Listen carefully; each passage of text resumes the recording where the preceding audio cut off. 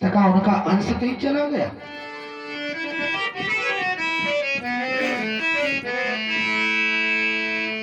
अरे क्या समझ लिया कितनी जल्दी भारत का जमाना बीता है। अरे तुमने समझ लिया क्या इतनी जल्दी अर्जुन का जमाना चला गया? मूर्ख हो जो तुम गऊ और बैल पर अत्याचार करोगे, ऐसा नहीं कर पाओगे। रे मूर्ख पार्थ यदि रहे नहीं तो पार्थ अंश तो जीता।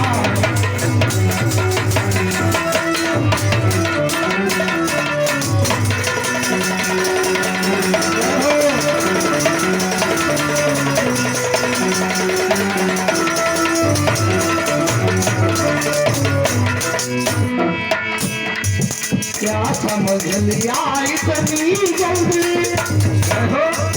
भारत का जमाना बीता है। मूर्ख पार्थ यदि रहे नहीं, रे मूर्ख पार्थ यदि रहे नहीं तो पार्थ अंश तो जीता है।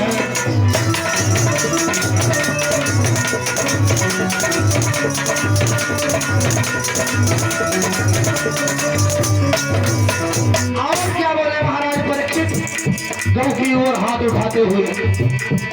सीखनी चाहिए गौ रक्षा के बारे में। इतनी सुंदर रक्षा महाराज परीक्षित जी आज कर रहे हैं। बस सावधान अब हो पिशाच,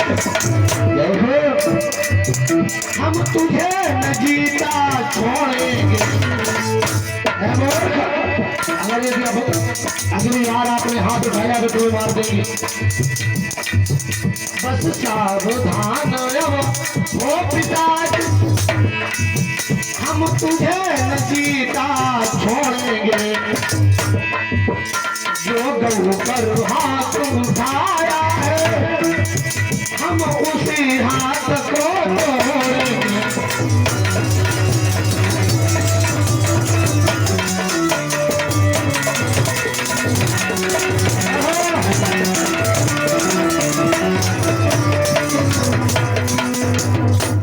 जिस गौ पर आपने जो हाथ उठाया है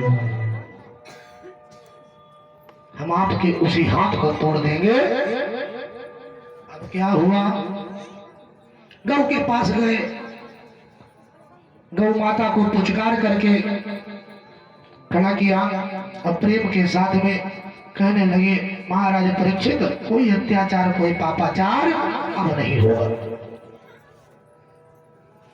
का कोई पापाचार आपके साथ में नहीं होगा। उस काले कुरूप व्यक्ति से कहा, आप कौन हो? आप क्यों इन्हें परेशान कर रहे हो, क्यों मार रहे हो, क्यों बैल और गौ को तकलीफ दे रहे हो? आप हैं कौन?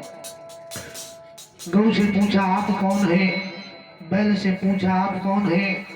बैल कहने लगा, महाराज मैं धर्म हूं, मैं धर्म अवतार बैल हूं, मैं धर्म हूं और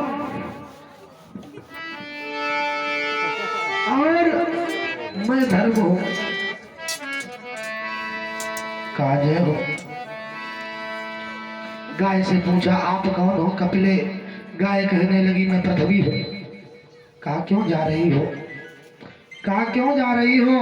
गौ ने कहा क्या करे, सृष्टि कितनी भी बढ़ जाए, जलचर थलचर नभचर कितना भी बढ़ जाए, मैं उसका जो है भार सहन कर लूंगी, लेकिन अधर्म का भार नहीं सहन कर पाऊंगी, इसीलिए मैं संसार छोड़ करके जा रही। ये कलयुग है, ये हमें मेरे ऊपर अत्याचार करता है, पापाचार करता है, तो इस कलिकाल में हम कैसे रह पाऊंगे? इसलिए मैं पृथ्वी को छोड़ करके जा रही हूं। कहा आप कलयुग है? कहा धर्म। आज महाराज परीक्षित के पास गए, कलयुग से कहा आप चले जाओ। कलयुग ने कहा हम जा नहीं सकते, हम आपके राज्य में आए हैं तो क्या हमें रहने की जगह नहीं मिलेगी? तो महाराज परीक्षित ने कहा कलयुग तुम्हारे क्या गुण है? कलयुग कहने लगा हम में एक बहुत बड़ा गुण है। कहा कौन सा गुण है? कलयुग बोला मेरे पास एक बहुत बड़ा गुण है। सतयुग और त्रेता में लोग हजारों वर्ष तपस्या करते थे, शरीर में दीमक घर बना लेती थी और तब मुक्ति प्राप्त करते थे भगवान की। लेकिन हमारे कलयुग में बड़ा सावधान, बड़ा सीधा